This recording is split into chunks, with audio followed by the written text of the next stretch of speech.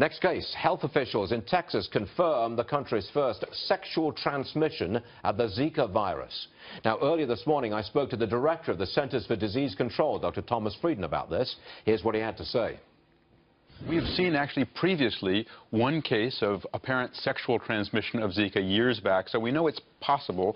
And we had reports yesterday from Dallas with a test confirmed in our laboratory at CDC of someone who was not a traveler developing Zika, presumably, apparently, from sexual transmission.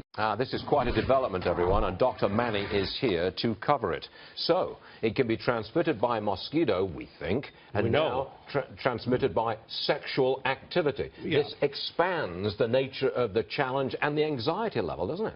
Well, listen, we're playing catch-up again. The reports about sexually transmission had been out there for a while, and this confirms it, this case in Texas.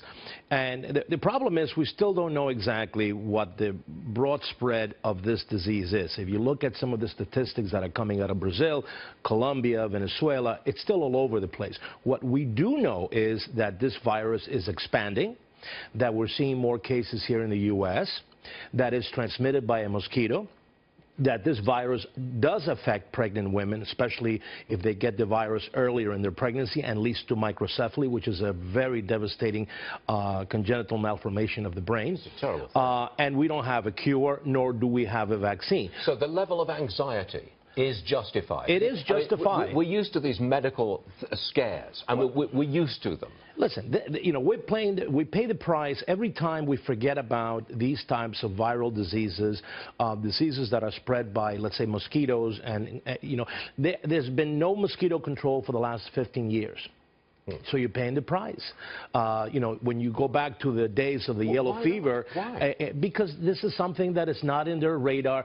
They don't use the proper money, the resources. The health departments around the planet do not talk to each other. Do you want to go back to DDT? I do, as a matter of fact. As a matter of fact, I think we should go back. As long as it's not used for industrial use. If it's used for domestic use, it is a very, very good, a way of controlling mosquitoes. But now, of course, they're experimenting with genetically modified mosquitoes to destroy them. So we have a mess in our hands, and what you're going to see is you're going to see a lot of more cases of this congenital malformation. So our anxiety is justified. And the CDC better get their act together. Dr. Manny, thank you very much indeed, sir. You got it, sir.